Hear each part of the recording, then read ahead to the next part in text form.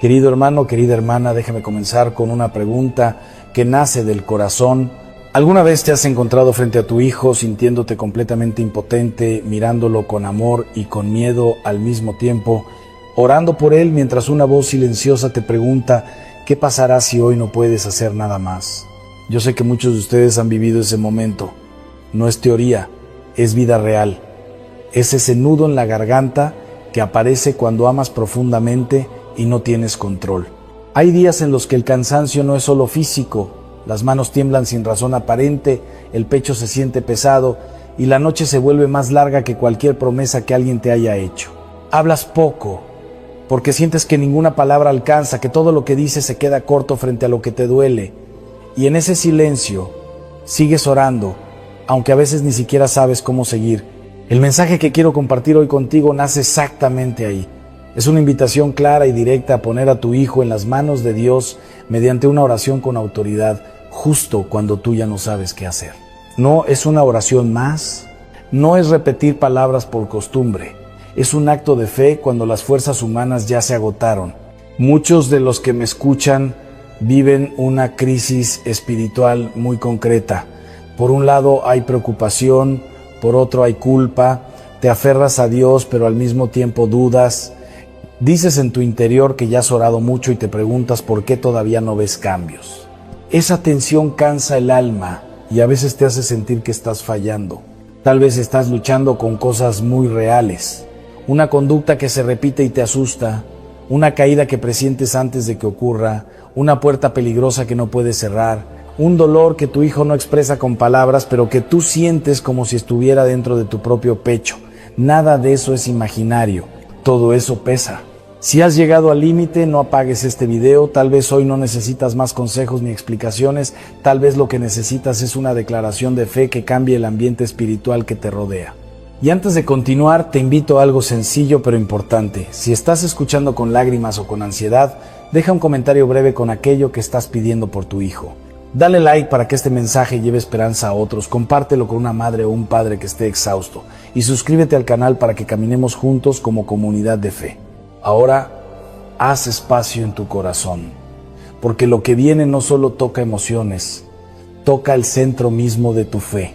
Quiero dedicar estos próximos minutos a hablar directamente con esas mamás que están cansadas, que han estado orando entre lágrimas por sus hijos. Mamá querida, hoy quiero hablar contigo, con esa mujer que ha llegado a su límite. Has llorado todo lo que podías llorar y te diste cuenta de que las lágrimas no cambiaron nada. Escuchaste consejos, probaste frases de ánimo, compartiste con amigas, pero las palabras se fueron gastando y el problema sigue allí sentado frente a ti.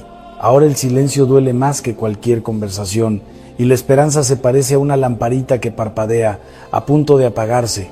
Por fuera tratas de verte bien, sonríes en la iglesia, saludas con educación, preguntas por los demás, nadie se imagina la tormenta que llevas en el pecho.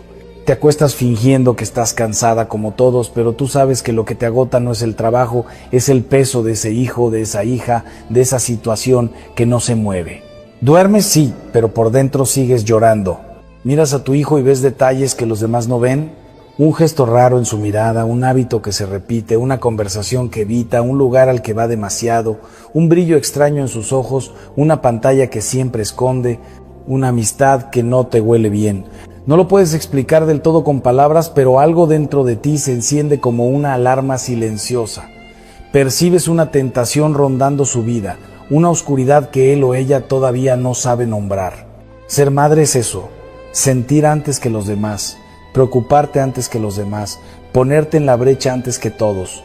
Lo llevas en el cuerpo, sientes el peso de sus luchas como si fueran tuyas. Cuando tu hijo sufre, es como si te arrancaran un pedazo del alma. Cuando tu hija toma una mala decisión, te despiertas a medianoche con el corazón acelerado, preguntándole al Señor en voz baja, ¿qué hago ahora? ¿Qué más puedo hacer? Y llega un momento en que, honestamente, ya no sabes qué hacer. Has hablado, has aconsejado, has llorado, has pedido ayuda, has intentado ser dura, luego más suave, luego indiferente, luego de nuevo cercana, y parece que nada funciona. Sientes que tus fuerzas tocaron techo, que tus recursos humanos se agotaron. Te miras al espejo y piensas, Señor, ya no puedo, ya no sé qué más intentar. Quiero que escuches bien esto, que tus fuerzas hayan llegado al límite no significa que Dios llegó al límite. Que tú no sepas qué hacer no significa que Él esté confundido. Que tú ya no puedas más no quiere decir que el cielo se haya quedado sin opciones. Al contrario, muchas veces, cuando tu capacidad humana choca contra la pared, ese es justamente el punto donde empieza la gracia de Dios. Hay batallas que no te pertenecen. Hay guerras que se pelean en un nivel al que tú no puedes entrar por más amor de madre que tengas. Tú ves lo que pasa en la superficie, Dios ve lo que se mueve en lo profundo. Tú escuchas las palabras que tu hijo dice, Dios escucha los gritos que él no se atreve a pronunciar. Tú te preocupas por lo que sabes, Dios se ocupa también de lo que tú ni siquiera imaginas. El mensaje que quiero dejarte claro es este: cuando tú no sabes qué hacer, Dios sí sabe. Cuando tú ya no puedes, Dios todavía puede. Cuando te sientes agotada, sin fuerzas, sin ideas, justamente allí Dios comienza a pelear por ti y por tu casa. No te hablo de una frase bonita para colgar en la pared, te hablo de una verdad espiritual. Hay un Dios soberano que sigue teniendo autoridad sobre la historia de tus hijos, aunque tú no controles nada. En el mundo espiritual hay cosas que parecen estar atascadas, situaciones que no cambian, corazones que no se ablandan, puertas que no se abren. Pero cuando Dios interviene, lo que estaba detenido empieza a moverse. Lo que estaba escondido sale a la luz. Lo que amenazaba con destruir se ve obligado a retroceder. Y no porque tú seas más fuerte, no porque tengas las palabras perfectas, sino porque el Señor decide levantarse a favor de tu hogar. Tal vez tu cansancio ya empezó a meterse en tu fe. Estar tan agotada te hace dudar. Y la duda, poco a poco, encoge la oración. Antes orabas con pasión, ahora tus palabras salen cortas, casi mecánicas. Antes te era fácil confiar, ahora piensas, ¿de verdad sirve seguir orando por esto? Quiero decirte con todo mi corazón, el problema no es que tengas emociones débiles. El problema es que tu mirada se quedó atrapada en el miedo. Y cuando el miedo toma el volante, la confianza se esconde. Lo que el Señor quiere hoy es ayudarte a cambiar de posición interna. No se trata de fingir que no tienes miedo, ni de convencerte de que todo está bien mientras tu corazón se rompe. Se trata de pasar de la angustia a la confianza, de la obsesión por controlar cada detalle a la decisión humilde de entregarle el control a Dios. No es rendirte por derrota, es rendirte por confianza. Es decir, Señor, ya hice todo lo que humanamente podía. Ahora necesito que seas tú quien pelee por mí.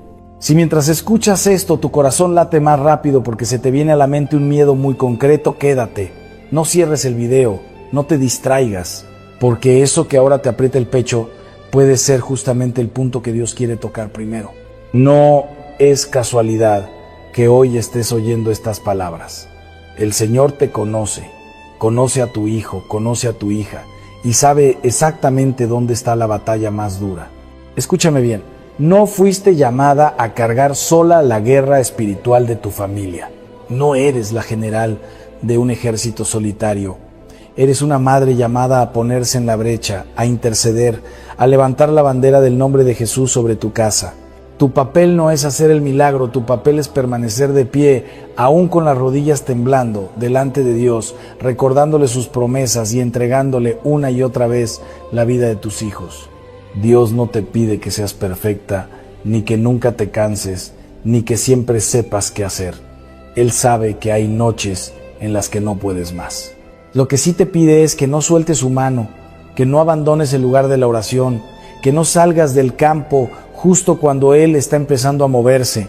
Mientras tú crees que todo terminó, Él está abriendo caminos que tú todavía no ves, está hablando al corazón de tu hijo en momentos en los que tú no estás presente, está poniendo límites donde tus palabras ya no llegan.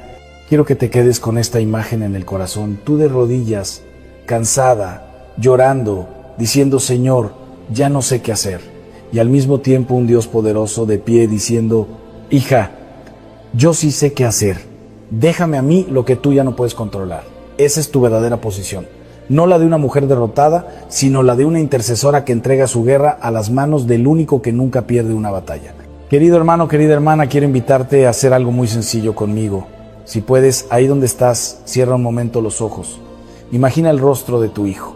Tal vez lo ves pequeñito como cuando corría por la casa y se reía por cualquier cosa, o tal vez lo ves como es hoy, adulto con su propia vida, sus decisiones, sus aciertos y sus errores. Míralo con calma, recuerda sus ojos, su manera de caminar, la forma en que se sienta a la mesa o cómo te habla cuando tiene prisa. Y mientras lo miras, date cuenta de algo más profundo. No solo ves su rostro, ves también su cansancio. Ves las marcas de las decisiones equivocadas. Ves esos silencios largos que antes no existían. Percibes una inquietud en su corazón aunque él no te lo diga. Sabes que hay cosas que no te cuenta pero que le pesan por dentro. Y tú como madre, como padre, lo sientes en tu propia carne. Ahora, en esa misma imagen, como si fuera una escena delante de ti, imagina que alrededor de tu hijo se va acercando una sombra. No es una película de terror, es esa sensación que tú conoces muy bien, algo se está acercando y no lo puedes controlar. Puede ser una mala compañía, una decisión impulsiva, una adicción que se insinúa, una relación tóxica, una mentira que crece en su corazón. Tu hijo muchas veces no lo ve, no lo percibe, pero tú, sí. Y en el momento en que esa sombra parece acercarse más, tu pecho se aprieta. Sientes que el corazón se te encoge, que el aire te falta un poco. Esa opresión no solo es angustia, muchas veces es el Espíritu Santo llamándote a ponerte en la brecha, a pararte en medio, a interceder. No para controlar la vida de tu hijo, sino para cubrirlo en oración. Déjame decirte con todo el amor, lo que tú deseas, proteger a tu hijo, no está mal, no es un pecado querer que tus hijos estén a salvo. Al contrario, ese deseo habla de tu corazón. El problema comienza cuando ese deseo se sale de orden, cuando intentas tú solo hacer el trabajo que solo Dios puede hacer, cuando crees que si no controlas todo, entonces Dios no va a actuar. Tu amor es verdadero, es grande, es hermoso, pero es limitado. El amor de Dios, en cambio, es infinito, sabio, paciente. Tu hijo es tu hijo, pero antes que nada es hijo de Dios. Y tú no fuiste llamado a ser su salvador, fuiste llamado a ser intercesor.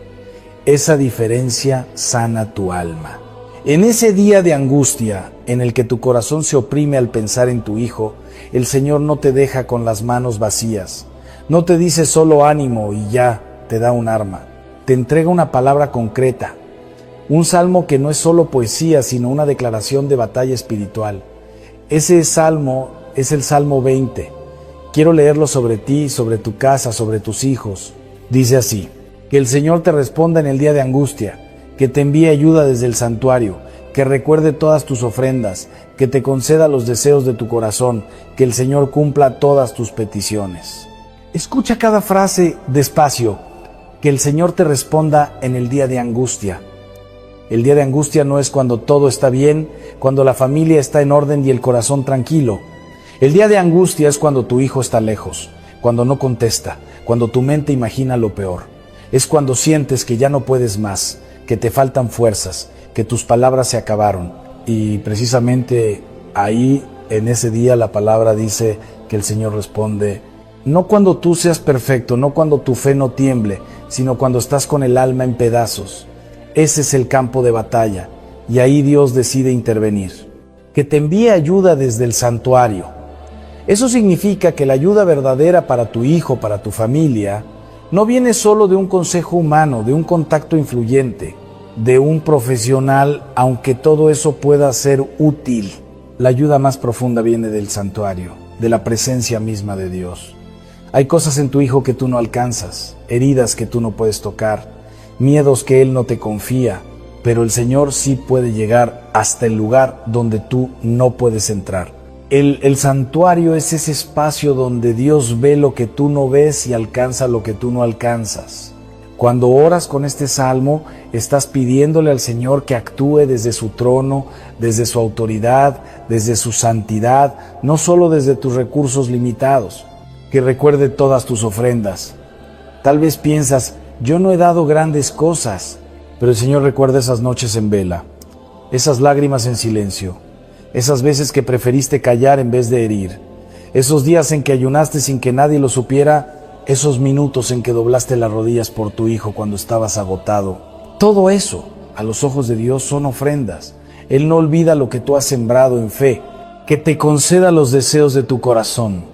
No se trata de caprichos, se trata de ese deseo profundo que tienes de ver a tu hijo libre, restaurado, caminando con Dios, con un corazón sano. Y cuando ese deseo se alinea con el corazón del Padre, esta frase se convierte en dinamita espiritual. Le estás diciendo al Señor: yo deseo lo mismo que tú deseas para mi hijo. Quiero verlo en tus caminos, bajo tu cuidado, cumpliendo tu propósito para él. Que el Señor cumpla todas tus peticiones. No dice algunas, dice todas. Claro que Dios no firma en blanco nuestros impulsos, pero sí se compromete a escuchar y a responder las peticiones que nacen de la fe, del reconocimiento de nuestra pequeñez y de su grandeza. Cuando repites este versículo, estás declarando que Dios no es sordo a tu clamor, que no está indiferente, que su silencio no es abandono, sino una forma misteriosa de trabajar en el tiempo perfecto. Ahora viene algo muy importante. En el mensaje original que hemos estado meditando, se invita a la madre a hacer algo muy sencillo y poderoso: cambiar el pronombre del salmo. En vez de decir que el Señor te responda en el día de angustia, comienzas a poner el nombre de tu hijo. Por ejemplo, que el Señor responda a María en el día de angustia, que le envíe ayuda desde el santuario, que recuerde todas las ofrendas derramadas por ella, que le conceda los deseos de su corazón, que el Señor cumpla todas las peticiones sobre su vida. ¿Te das cuenta? Ya no es solo una lectura bonita, se convierte en un decreto de fe sobre tu hijo. Dejas de orar solo desde la emoción, desde el miedo, y empiezas a orar desde la palabra, desde una promesa concreta. Dejas de repetir: Señor, haz algo, por favor, y comienzas a declarar: Señor, tú has dicho, y yo me abrazo a lo que tú has dicho para mi hijo. Esa es la diferencia entre leer por costumbre y proclamar con fe. Cuando tú tomas el Salmo 20 de esta manera, tu oración deja de ser un lamento sin rumbo y se vuelve una bandera levantada en medio de la batalla. Si en este momento, mientras escuchas, sientes que una chispa de esperanza se encendió otra vez en tu corazón, te invito a hacer algo sencillo pero profundo. Donde puedas, escribe un amén. Escríbelo como acto de fe, como diciendo: Señor, yo tomo esta palabra para mi vida y para mis hijos. Y no te detengas aquí, sigue escuchando, porque lo que viene es llevarte de la pura angustia a la autoridad en la oración, para que ya no vivas solo asustado por las sombras, sino firme en el nombre del Señor, declarando vida sobre los que amas. Querido amigo, querida amiga, quiero que hoy te veas a ti mismo con honestidad, pero también con mucha misericordia.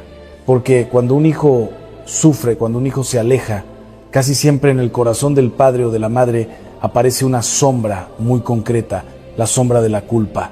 Y esa sombra habla fuerte. Te dice: si yo hubiera sido más firme, si hubiera orado más, si hubiera hablado a tiempo, si no hubiera tomado aquella decisión, quizá hoy mi hijo no estaría así. Y te descubres repasando una y otra vez el pasado, como si tu mente fuera una película que no se detiene. Te acuerdas de los gritos, de los silencios, de las ausencias, de aquellos momentos en los que sentiste que fallaste, y sin darte cuenta empiezas a tratarte con una dureza que Dios nunca ha usado contigo. Esa culpa se te cuela en el alma poco a poco, te dice que llegaste tarde, que ya no hay nada que hacer, que tú mismo abriste la puerta al dolor de tu hijo. Y entonces lo que iba a ser oración se convierte en autoacusación. No te presentas delante de Dios como hijo, sino como acusado.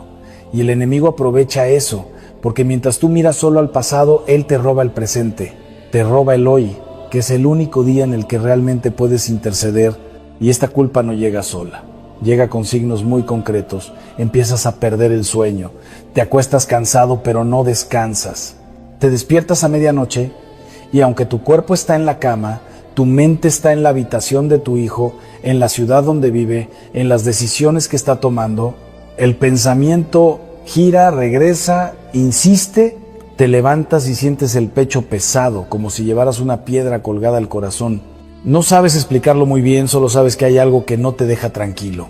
A veces todo parece estar normal, no hay noticia nueva, pero en tu interior hay una inquietud sin nombre, un miedo sin forma. Es cansancio del alma. Y muchas veces ese cansancio no es solo psicológico, es señal de una batalla espiritual. No lo digo para asustarte, al contrario. Lo digo para que entiendas lo que en realidad está pasando. Porque alrededor de tu hijo, de tu hija, no solo hay circunstancias humanas, hay voces que le hablan al oído, hay oscuridades que lo confunden, hay tentaciones que lo seducen, hay heridas antiguas que siguen sangrando y que no vienen de Dios.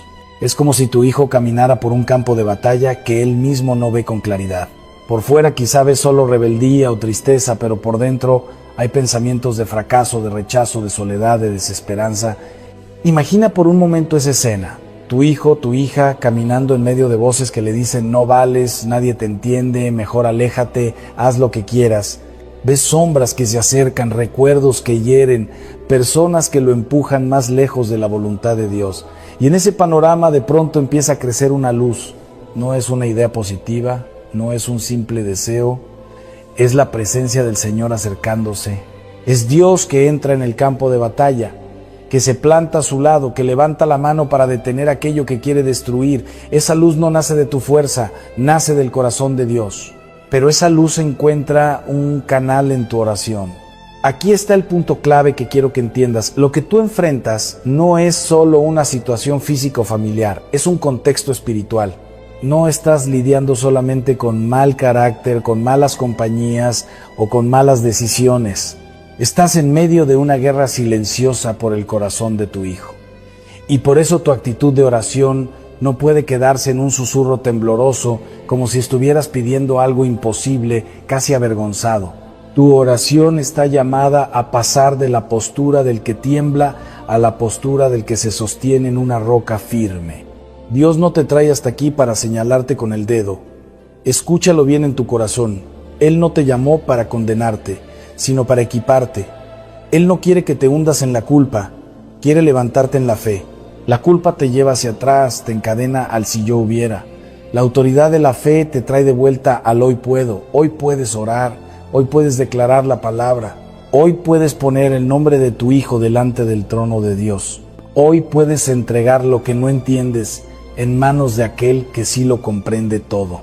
Llega un momento, y ojalá sea este, en el que por dentro algo cambia. Hasta ahora has clamado desde el miedo. Has orado apretando los dientes, imaginando lo peor. Pero el Espíritu Santo quiere llevarte a otro tipo de clamor. Hay un instante en el que el alma se endereza, como si una mano invisible te levantara la cabeza y te dijera, mírame a mí, no mires solo el problema. Y sin que las circunstancias cambien todavía, empiezas a hablar distinto. Dejas de repetir, Señor, por favor, por favor, por favor, no permitas esto, como quien suplica un favor lejano, y comienzas a decir, Señor, tú eres Señor sobre mi casa. Tú amas a mi hijo más que yo.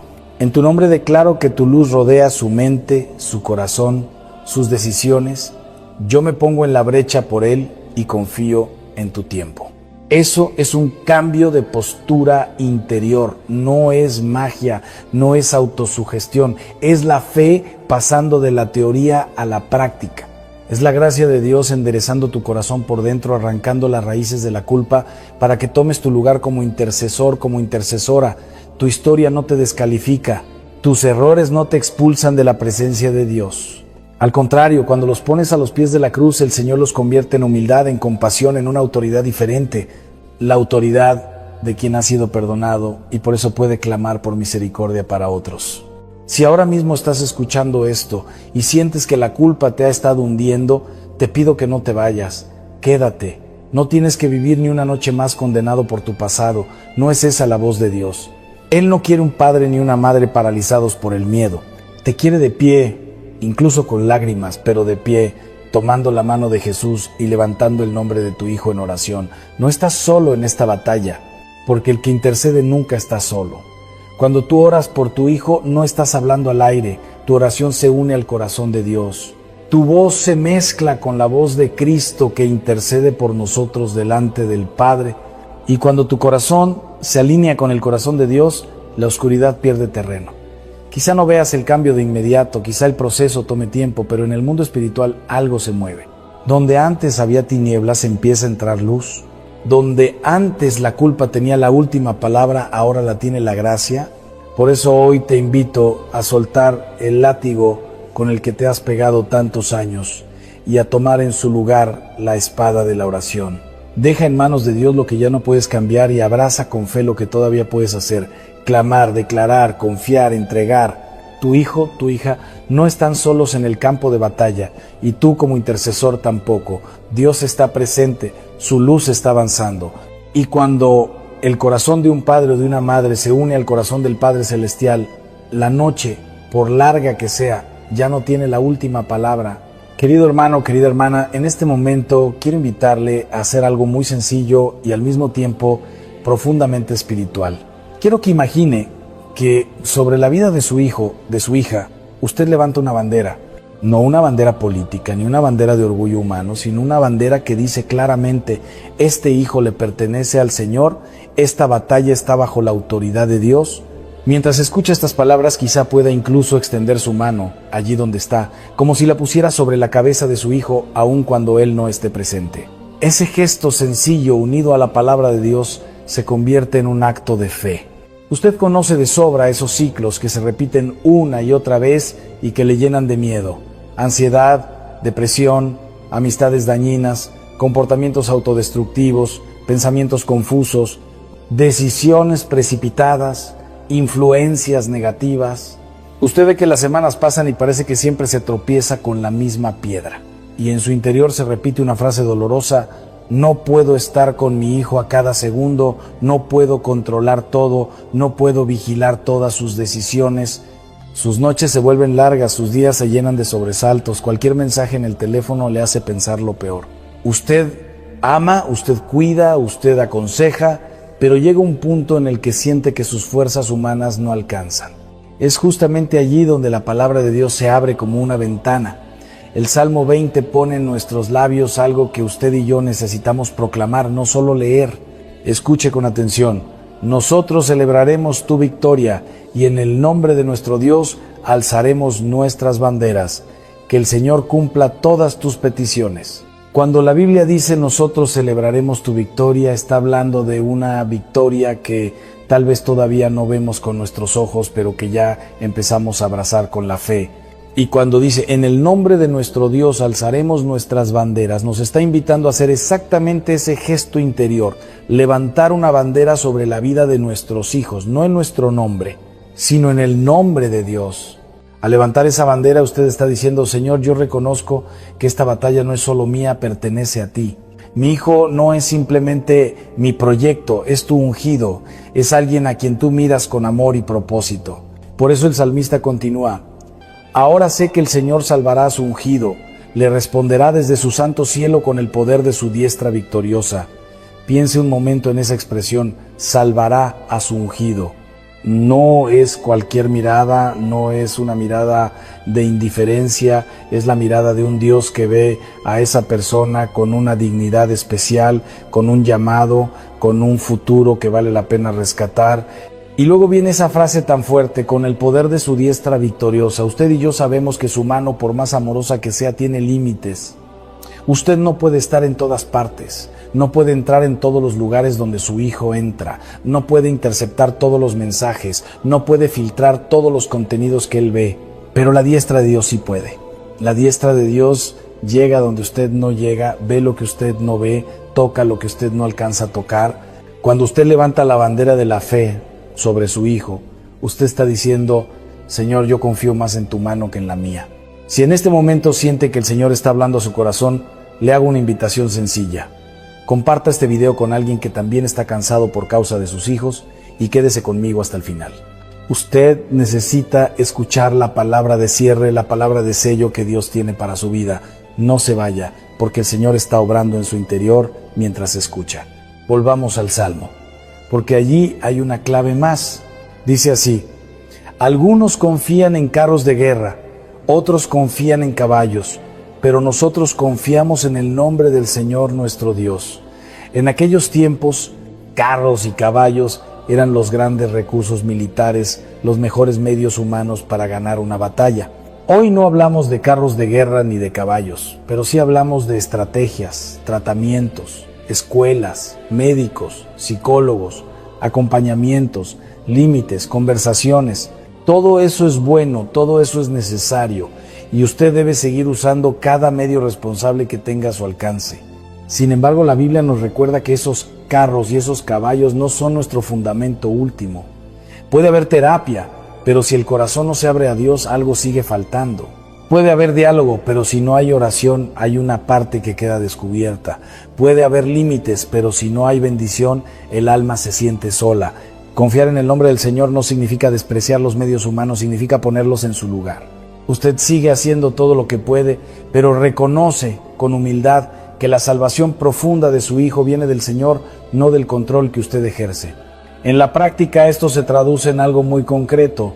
Usted sigue acompañando, sigue escuchando, sigue corrigiendo con amor, sigue buscando ayuda cuando hace falta, pero por dentro ya no vive esclavo del miedo. Usted sabe que Dios puede entrar en la noche de su hijo cuando usted ya está dormido. Dios puede hablarle al corazón en un momento de soledad, puede cerrar puertas que le harían daño, puede abrir caminos que usted nunca habría imaginado. Usted deja de preguntarse obsesivamente, ¿dónde está mi hijo ahora mismo? Para empezar a decir, Señor, donde quiera que esté, tu diestra victoriosa lo cubre. Y entonces sucede algo que humanamente es difícil de explicar. Una paz nueva empieza a descender sobre su corazón. No porque de un día para otro todo se haya resuelto, no porque su hijo se haya convertido en un santo perfecto de la noche a la mañana, sino porque su alma ha cambiado de punto de apoyo. La circunstancia puede seguir siendo compleja, pero el lugar donde usted apoya su fe es distinto. Ya no se sostiene solo en su capacidad, se sostiene en el nombre del Señor. Esa paz extraña, esa paz que no viene de las noticias ni de los resultados inmediatos, es el primer fruto de haber levantado la bandera correcta. Hoy quiero dejarle muy claro el mensaje de este momento. Cuando usted proclama este salmo sobre la vida de su hijo, usted está poniendo una bandera de fe sobre él. No una bandera de negación de la realidad, no una bandera de simple optimismo, sino una bandera que declara: mi confianza está en el nombre del Señor, no en mis miedos, no en mis fuerzas, no en las apariencias. Usted elige conscientemente confiar más en lo que Dios puede hacer que en lo que el enemigo puede destruir. Usted deja de repetir, voy a perder a mi hijo, para comenzar a decir, el Señor salvará a su ungido. Tal vez sus ojos todavía ven lucha, pero en el mundo espiritual ya se ha levantado un estandarte, y escúchelo bien, Dios no pierde batallas. Puede tardar, puede sorprender, puede conducir por caminos que usted no habría elegido, pero no pierde. Por eso, en este día, como padre, como madre, como abuelo, como abuela, ponga su mano en el corazón y diga junto conmigo, por su hijo, por su hija, por su familia entera: nosotros celebraremos tu victoria, y en el nombre de nuestro Dios alzaremos nuestras banderas. Que el Señor cumpla todas tus peticiones. Que esta sea la bandera que quede ondeando en su alma mientras avanzamos hacia la palabra final con la que el Señor quiere sellar todo lo que hoy ha comenzado en usted. Querido hermano, querida hermana, al llegar al final de este mensaje quiero que grabes algo muy hondo en tu corazón. Cuando tú no sabes qué hacer por tu hijo, Dios sí sabe qué hacer. Cuando tú ya llegaste a tu límite, cuando tus fuerzas y tus ideas se agotaron, allí no termina la historia. Allí comienza la batalla de Dios. Y el Salmo 20 no es un adorno piadoso, es una oración de proclamación para el día de angustia, una bandera que se levanta cuando parece que todo se está cayendo. Hoy quiero recordarte el camino que la palabra nos ha mostrado. El Hijo de Dios no responde al miedo con más miedo, ni al caos con más control. El creyente responde a la voz del Señor con confianza y con obediencia. No corremos desesperados para manipular, para presionar, para discutir una vez más, como si todo dependiera de nosotros. Nos arrodillamos para interceder con autoridad, sabiendo que el trono de Dios no tiembla y que su mirada no se aparta de ese hijo que tanto te duele. Permíteme preguntarte algo con cariño. Cuando oras por tu hijo, ¿lo haces desde el pánico o desde la fe? ¿Tus palabras son un grito de miedo o una súplica de alguien que sabe que el Padre escucha? ¿Vives atado al pasado, repitiendo errores y culpas, o entras en la gracia de hoy? ¿Confías más en recursos humanos y estrategias, o apoyas tu corazón en el nombre del Señor, que es el refugio más seguro? El Salmo 20 te invita a cambiar de postura interior. No niega la angustia, la mira de frente y justamente allí proclama quién es Dios. Por eso hoy te invito a hacer de estas palabras tu propia oración de madre, de padre, de abuelo o de abuela. Dile al Señor: Padre, te pido que mi hijo responda en el día de angustia, que no se pierda ni se hunda. Te ruego que envíe ayuda desde su santuario, que tu presencia lo alcance donde yo ya no llego. Te suplico que cumpla todas tus peticiones sobre su vida, que se haga tu voluntad, aunque no coincida con mis planes. Y mientras haces esta oración, pide también algo para tu propio corazón. Dile al Señor: dame paz, Jesús. Que ya no se clama desde el miedo, que mi oración ya no sea un eco de mis temores, sino una respuesta confiada a tu fidelidad. Enséñame a permanecer firme, incluso cuando no veo cambios rápidos, incluso cuando las noticias no son las que yo esperaba. Fortalece mi fe para creer que aunque yo no lo vea, tú estás actuando y tú estás rodeando a mi hijo con tu misericordia. Déjame proclamarlo contigo como un acto de fe. Mi hijo pertenece a Dios. Lo que yo no puedo, Dios sí puede. Lo que yo no veo, Dios lo está vigilando. Esta batalla ya no descansa sobre mis hombros frágiles, porque el Dios al que servimos no pierde batallas. Puede haber lágrimas y noches largas, pero por encima de todo se levanta la fidelidad del Señor. Yo me sostengo en esa verdad y te invito a sostenerte también allí. Ahora quiero invitarte a un gesto sencillo pero fuerte en la fe. Deja aquí abajo en los comentarios el nombre de tu hijo, de tu hija o de ese familiar por el que estás intercediendo. Vamos a unirnos como familia, vamos a leer esos nombres y a presentarlos delante de Dios. Si este mensaje abrazó tu corazón, te invito a darle like, a compartirlo para sostener a otra familia desanimada y a suscribirte al canal para seguir caminando juntos en esta escuela de confianza. Quiero terminar bendiciéndote con todo mi corazón pastoral. Que el Señor te bendiga y te guarde. Que el Dios de paz cubra tu casa y rodea a tu familia con su protección. Que su presencia sea muralla alrededor de tus hijos y que su voz los alcance aun cuando tú no puedas estar a su lado. Que Él pelee por tu hijo y abra caminos donde tú solo ves paredes. En el nombre de Jesús, confío contigo y declaro vida sobre tu casa. Amén.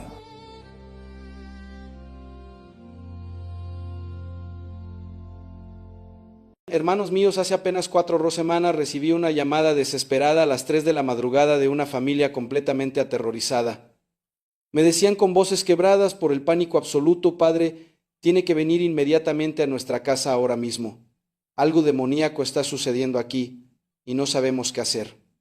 Llevamos 5 meses viviendo un infierno que se intensifica cada día. No podemos dormir por las manifestaciones. ¿Qué experimentamos todas las noches? Escuchamos pasos pesados en el pasillo cuando todos estamos en nuestros cuartos. Vemos sombras que se mueven deliberadamente, no son trucos de luz, sino presencias que sentimos físicamente. Objetos se caen de los estantes. Sin que nadie los toque, las puertas se abren y se cierran solas con fuerza, como si alguien invisible estuviera enojado. Sentimos presiones en el pecho cuando intentamos orar. Hay una opresión constante en el ambiente que nos está asfixiando espiritualmente. Los niños tienen pesadillas todas las noches donde venas oscuras amenazándolos. Mi esposa ha caído en depresión severa. Yo estoy teniendo ataques de ira incontrolables que nunca había tenido. Nuestra familia, que siempre fue unida y pacífica, ahora está destruyéndose por conflictos inexplicables que surgen de la nada. Padre, hemos hecho todo lo que sabemos hacer. Hemos rezado rosarios completos todas. Las noches hemos puesto crucifijos en cada habitación. Hemos rociado agua bendita por toda la casa. Repetidamente hemos pedido otros sacerdotes que vinieran a bendecir la casa y lo han hecho, pero nada funciona. Al contrario, todo empeora progresivamente. Es como si hubiera algo extremadamente poderoso y maligno que se ha aferrado a esta casa y que no quiere irse bajo ninguna circunstancia. Y lo más extraño, Padre, es que todo esto comenzó exactamente hace 5 meses, cuando hicimos una mudanza a esta casa.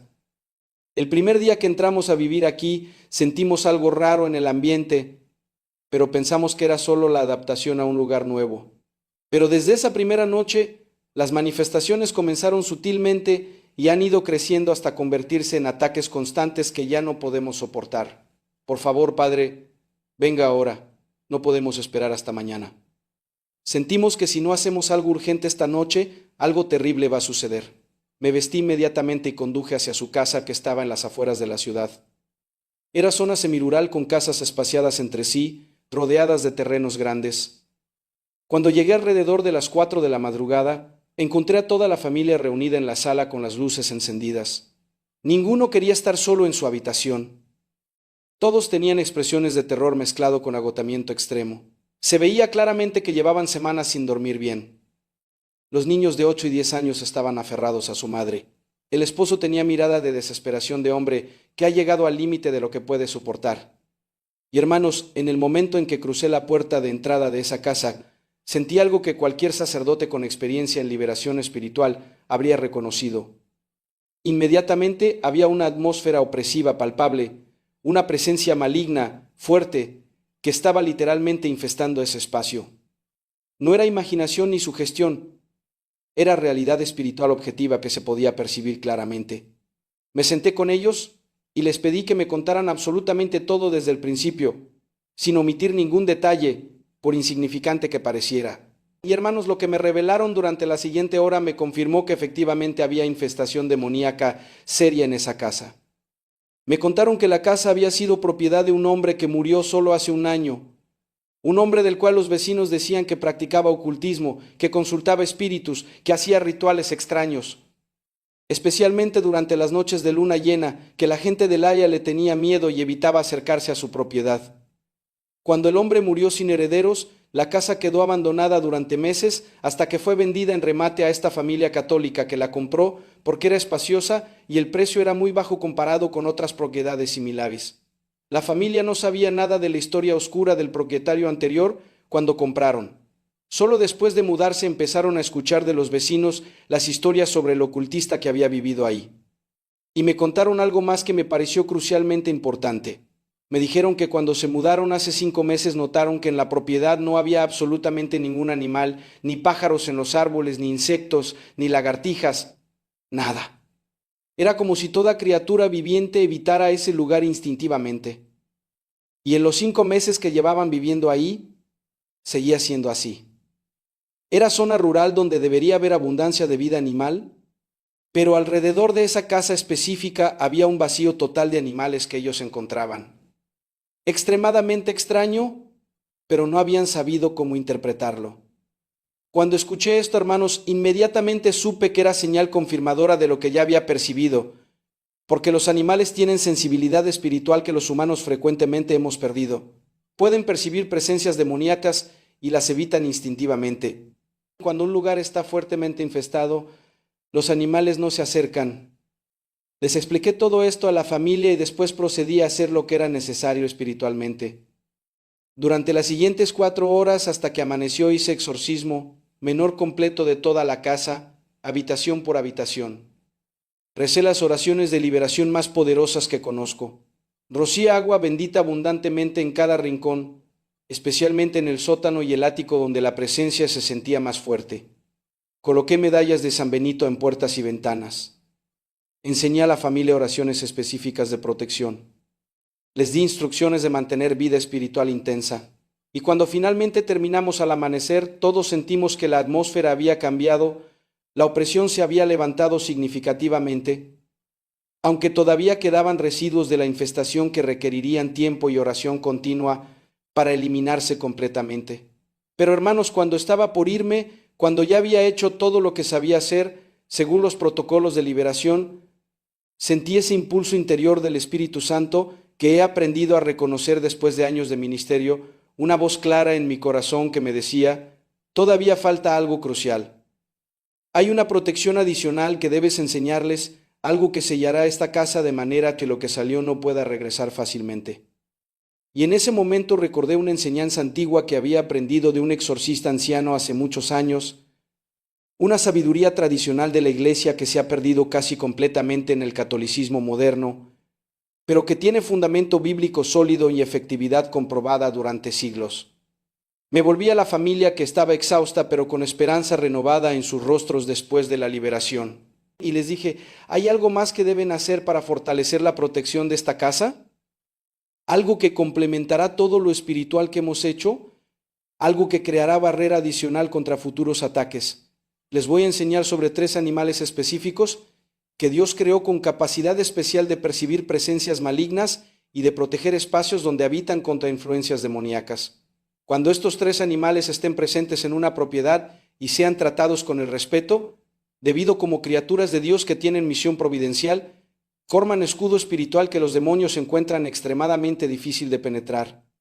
No es magia, no es superstición, es sabiduría basada en las Escrituras, en la experiencia de la Iglesia, en siglos de observación, de cómo Dios usa su creación para bendecirnos y protegernos.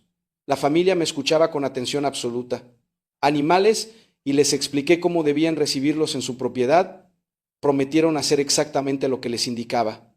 Y hermanos, en las semanas siguientes, mientras mantenían contacto conmigo para reportar cómo iban las cosas, me contaron que gradualmente esos 3 animales comenzaron a aparecer en su propiedad de maneras que solo podían ser providenciales, y que conforme llegaban, y se establecían ahí las manifestaciones residuales que todavía experimentaban, iban disminuyendo hasta desaparecer completamente. 2 meses después, me visitaron nuevamente para agradecerme. Me dijeron que su casa ahora era completamente pacífica, que los 3 animales que Dios les había enviado estaban ahí viviendo tranquilamente y que sentían que su hogar estaba bajo protección especial, que podían percibir tangiblemente esa experiencia. Me confirmó algo que había estado observando durante décadas de ministerio sacerdotal, y es que Dios puso en ciertos animales específicos capacidades especiales de percibir el mal espiritual y de proteger contra él los espacios donde habitan. Que cuando estos animales están presentes en un hogar ejercen función de guardianes espirituales, no por poder propio que no tienen, sino porque Dios los usa como instrumentos de su providencia protectora. Hoy voy a revelarles, hermanos, cuáles son esos 3 animales que protegen el hogar del mal. Voy a mostrarles el fundamento bíblico completo de por qué tienen esa capacidad. Voy a explicarles exactamente cómo deben recibirlos y tratarlos. Voy a darles testimonios adicionales de familias que experimentaron protección extraordinaria y voy a advertirles sobre errores que evitar para que esto no se convierta en superstición pagana. Hermanos queridos, si sienten que su hogar está bajo ataque espiritual, si experimentan opresiones o manifestaciones extrañas, si simplemente quieren fortalecer la protección espiritual de su familia, les pido que se suscriban a este canal inmediatamente porque lo que voy a revelarles puede transformar la atmósfera espiritual de su casa. Y compartan este video urgentemente porque hay millones de hogares católicos siendo atacados que necesitan conocer estas protecciones que Dios puso en su creación. El primer animal que protege el hogar del mal es el gato. Y hermanos, aquí necesito ser muy específico para evitar malentendidos. No estoy diciendo que todos los gatos automáticamente protegen contra el mal. No estoy promoviendo adoración o veneración de gatos como hacían los egipcios paganos. Estoy enseñando algo completamente diferente, fundamentado en la tradición católica. Los gatos tienen capacidad dada por Dios de percibir presencias espirituales, tanto angelicales como demoníacas. Pueden ver dimensiones que nosotros no vemos naturalmente con nuestros ojos físicos limitados. Y cuando un gato está en un espacio donde hay presencia demoníaca, reacciona de maneras específicas, se eriza completamente, bufa o gruñe hacia puntos vacíos, donde no hay nada visible para nosotros. Sus ojos se dilatan extremadamente. A veces ataca físicamente el aire como si peleara con algo invisible. Los exorcistas experimentados saben esto muy bien. El padre Gabriel Amorte escribió en sus libros sobre exorcismo que en múltiples ocasiones cuando iba a casas infestadas para hacer liberación, los gatos que vivían ahí reaccionaban violentamente ante las presencias demoníacas que él también percibía espiritualmente, que los gatos literalmente lo guiaban hacia los lugares específicos de la casa donde la infestación era más fuerte, porque ahí se concentraban bufando y atacando. Y describió que después de completar el exorcismo y expulsar los demonios, los mismos gatos que habían estado agitados se calmaban completamente, señal de que percibían que el mal se había ido. Y hay algo más extraordinario que he documentado personalmente en docenas de casos. Cuando un gato llega providencialmente a vivir en una casa que está siendo atacada, espiritualmente su presencia constante parece crear barrera que debilita tremendamente la capacidad de los demonios de manifestarse físicamente. No sé exactamente cómo opera esto en el mundo espiritual, no puedo explicarlo teológicamente con precisión absoluta, pero lo he visto repetirse tantas veces que no puede ser coincidencia. Familias que estaban experimentando manifestaciones demoníacas constantes. Me reportan que después de que un gato llegó a vivir con ellos, las manifestaciones disminuyeron dramáticamente o cesaron completamente, como si los demonios evitaran los espacios donde el gato estaba presente. Ahora, hermanos, esto no significa que deben salir corriendo a comprar gatos pensando que son amuletos mágicos contra demonios. Eso sería superstición ridícula. Lo que significa es que si providencialmente un gato aparece en su propiedad, especialmente si están experimentando problemas espirituales, no lo rechacen inmediatamente. Consideren que tal vez Dios lo está enviando como instrumento de protección. Recíbalo con gratitud. Denle agua y comida. Permítale quedarse. Trátenlo con el respeto debido a criatura de Dios que puede estar cumpliendo misión providencial. Y si ya tienen gato en casa y comienzan a notar que se comporta extrañamente mirando fijamente puntos vacíos, bufando sin razón, aparente evitando ciertas áreas de la casa, Presten atención porque probablemente está percibiendo algo espiritual que ustedes no ven. En los conventos y monasterios católicos durante siglos los gatos han sido bienvenidos. No solo porque controlan plagas de ratones, sino porque las monjas y monjes sabios observaron que los gatos parecían mantener alejados espíritus malignos de los lugares santos.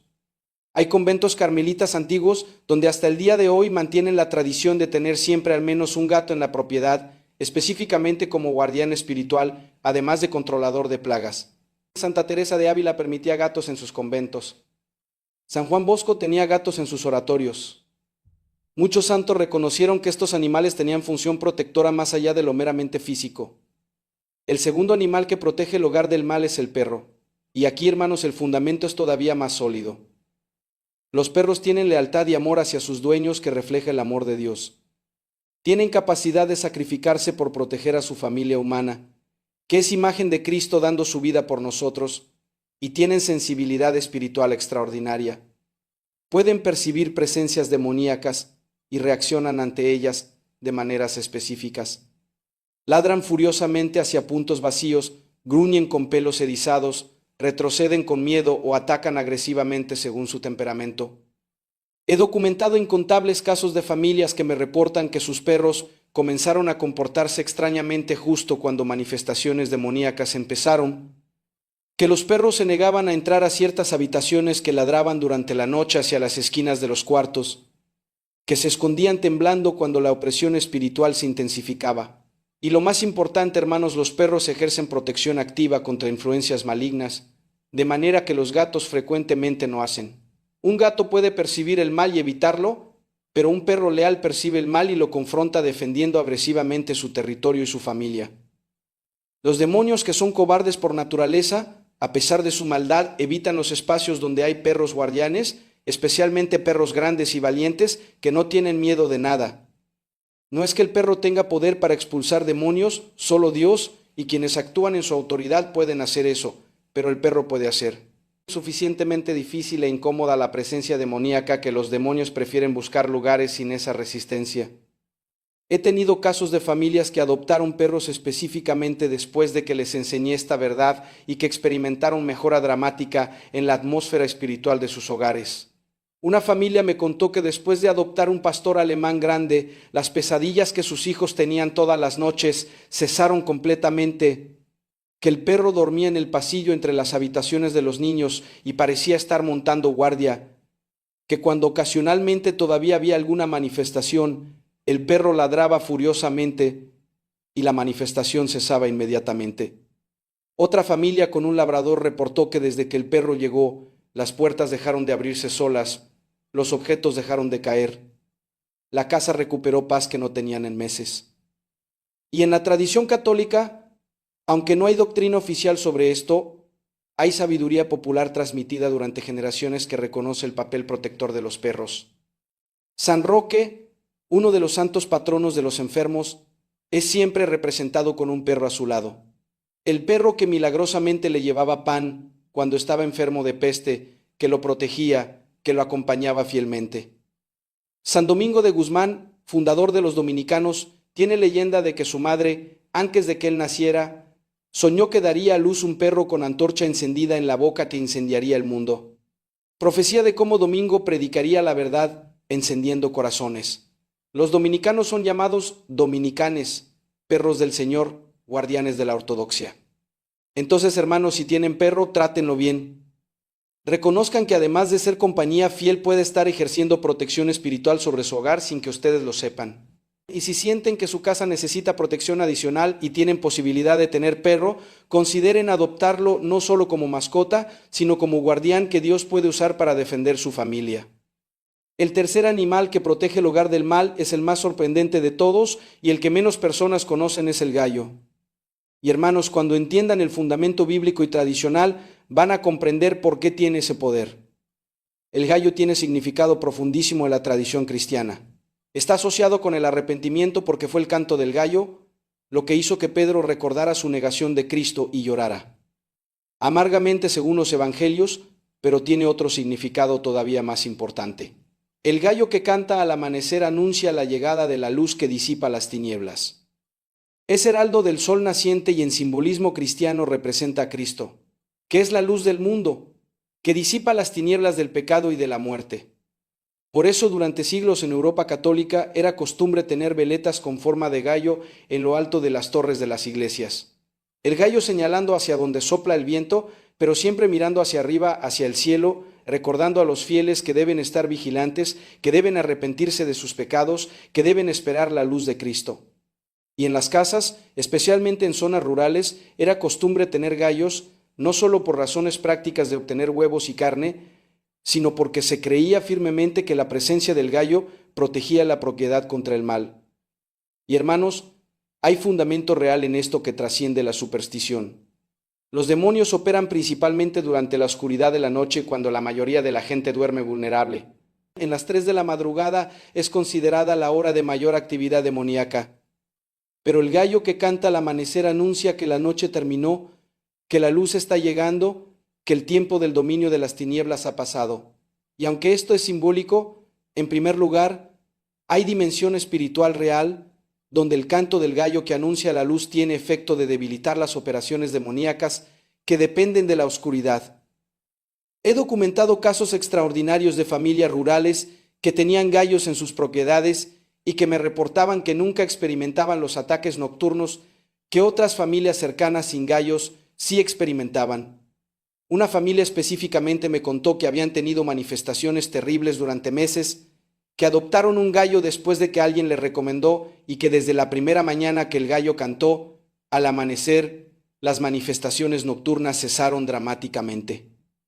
Me dijeron que era como si el canto del gallo cortara el poder de lo que los estaba atacando durante la noche, como si anunciara victoria de la luz sobre las tinieblas.